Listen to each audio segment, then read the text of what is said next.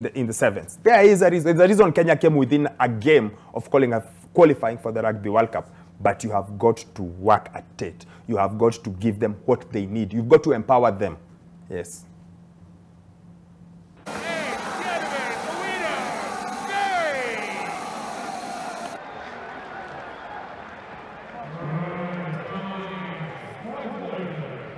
On the show, we are privileged to have the president of Rugby Afrique, Herbert Mensah, who's in the country, of course, to observe and watch the World Rugby Under-20 Trophy. Wakabi, you know, it still confuses because there was the World Rugby Under-20 Trophy and then there was also the World Rugby Under-20 Championship. But, Mr. President, thank you so much for joining us on the show. Thank you very much indeed. Mr. President, first of all, when you hear the name Mensah, most of us think football. It's just top of my head. Like when you hear Mensah, you think football. When you hear Ghana, you think football. Just tell us a little bit about you and rugby. Well, I think the name Mensah has many connotations, as I said. In Latin, it means one thing. M-E-N-S-C-R means a certain intellect. But no, on a serious level, rugby has been a passion. You get involved in rugby because you love it. I played it from a young age at 6. I played it through schools. I played it at university. I left at university because the level wasn't quite high enough in the UK. I played provincial in the UK, and then I moved to Zimbabwe to work. I played provincial. At that time, I was the only black player playing for Mashonaland. I played in international there, and I left there later to go back to the UK, and I played part of one whole season with Saracens. Played in the first team. We won the London Merit Table with Saracens. Got seriously injured. Came back, and then I got into other things. I'm a businessman. I'm an economist by training. So I got into other areas, football, the rest, and then I got back into rugby. Right. Mr. President, you were elected recently as the head of Rugby Afrique. One key thing you mentioned was the fact that you wanted to change the perception that World Rugby has of the continent. Why? And how was it before? I think that it's my mantra has been really twofold. I've been looking for mindset change. I have been unrelenting in my call for a mindset change. The mindset change comes internally and it comes externally. Clearly our relationship is with World Rugby. So I asked them that they need to understand and respect the fact that there is a new sheriff in town with a new vision and a new way forward. And that mindset change is saying that don't go with the old formulas that says this is what we need to do for Africa.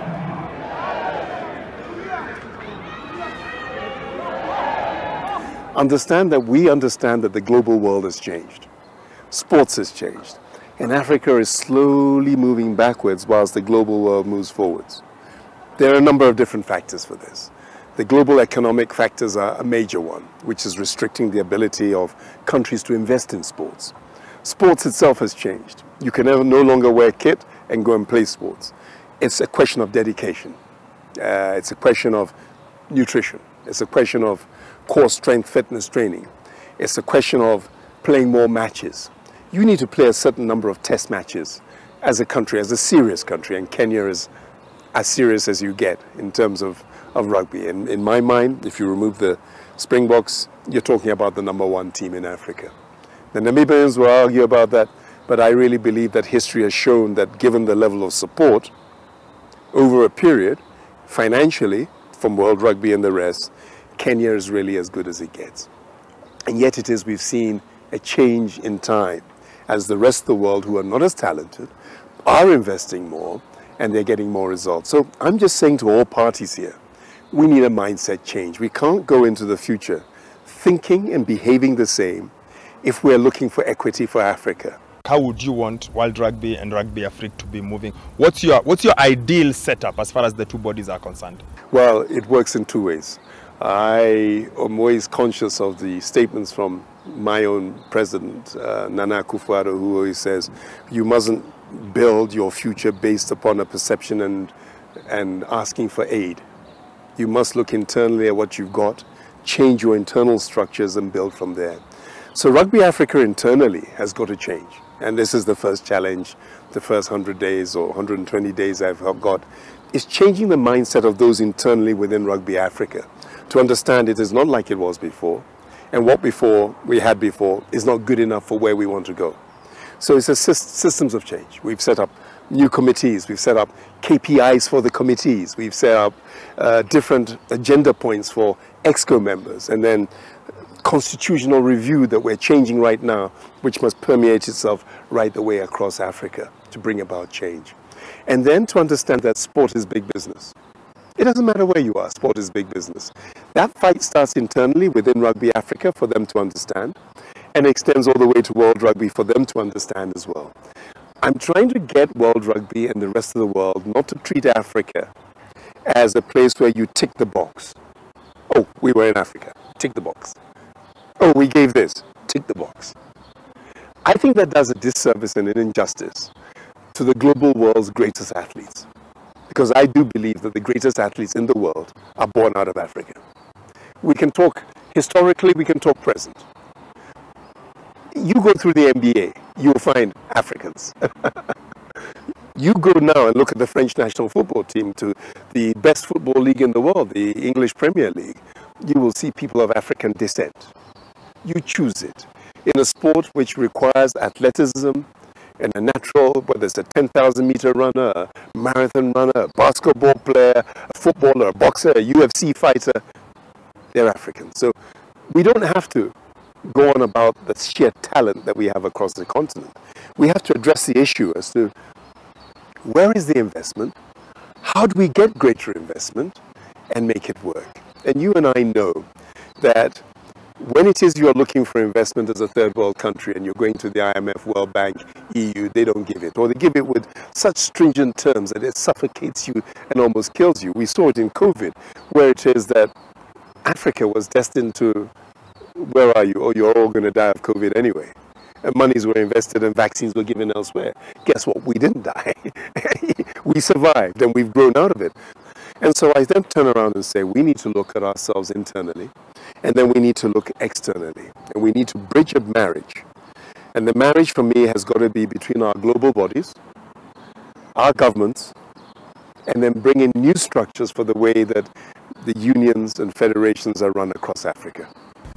In terms of the relationship with World Rugby and Rugby Africa and the continent at large, funding, of course, is very critical. And, of course, you've raised your concerns in terms of the level of funding that the continent has been receiving in previous times.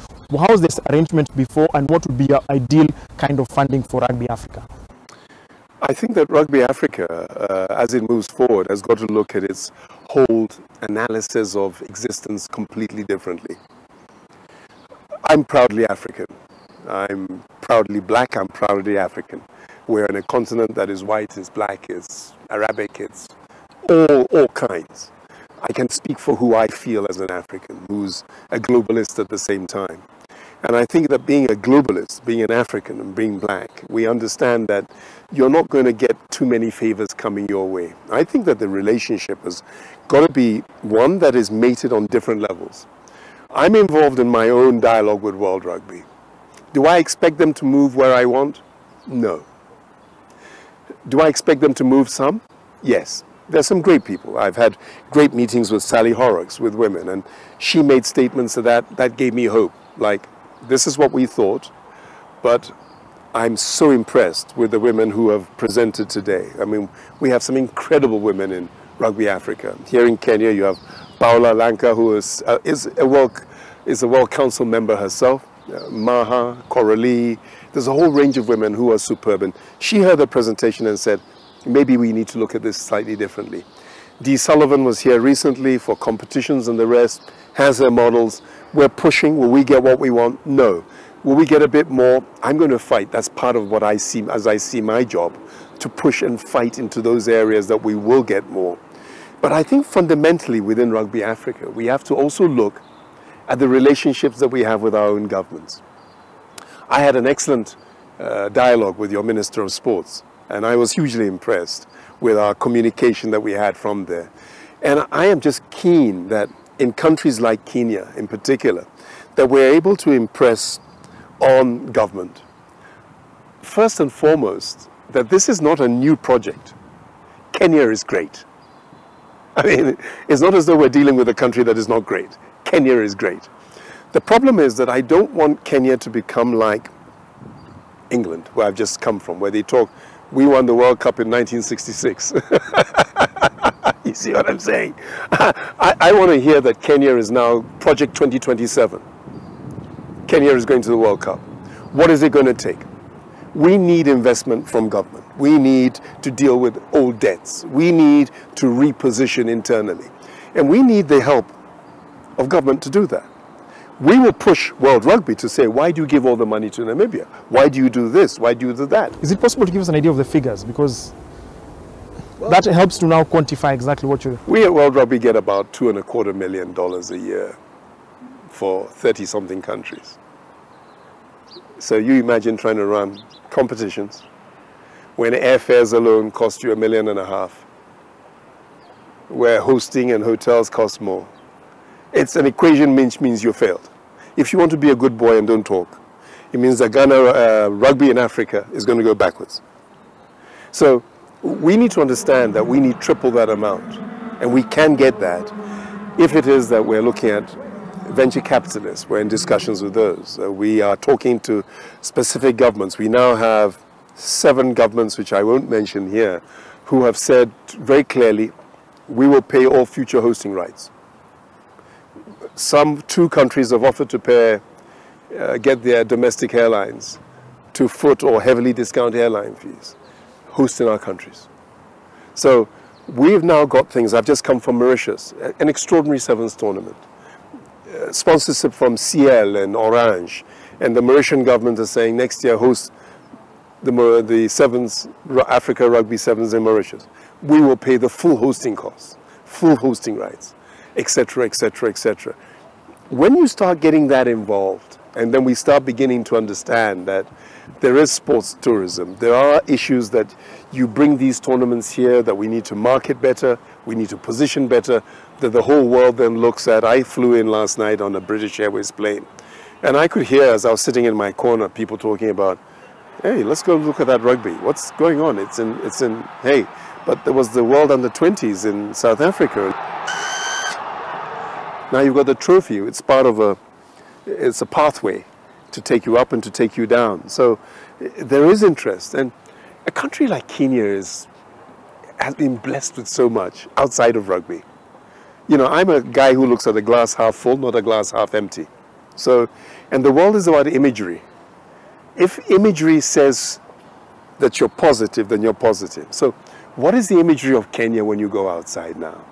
It is a defiant, proud, successful nation. It's a nation that we look at wildlife. It's a nation that we look at a history of struggle. It's a nation that we look with a hope as a way forward. We look as a nation that people have an opinion. So there are so many positives that go. Not to mention, we can call the athletes. We can call 100-meter runners. And you guys are misbehaving, huh? Because we are coming to us as no, you see, listen, the best 100-meter runners are West Africa. What are you doing producing a good one here in East Africa? Yeah. But here's the thing. You've spoken about what World Rugby, what Rugby Africa. What about the unions? What are you demanding from your union members? What do you need them to do? We need them to be a lot more professional. And you have 2 things here. Where do we want them to be? Self-funding, better run, more professional. They need to put up internal structures of their own where they fund and they can raise funding. Sadly, if you're a leader of a rugby union in most African countries, you must have links back into politics. You have to. You can't be the head of a union and have no political leverage, because at some point you're going for the Olympics. There are national causes where you're wearing a national jersey. You're wearing a national jersey, government should be in a position where they are funding it, because you're not playing for yourself. There's no profit for yourself. You're playing for the people. And if you're playing for the people, then there should be a funding bouquet that says move. But off the back of that, the unions themselves need professional people to get involved. And there are many unions who are now looking at the constitutions, and we are going to have to revisit that and see how we can help change the constitutions internally so they get a different pathway of leadership. And you can get people who are involved, who understand finance, marketing, who understand the global picture of where they are as a sport. It's not like the old days, I just want to be head of rugby. And then you sit down and raise no money, do nothing. for the 4 years and are looking for funding from elsewhere.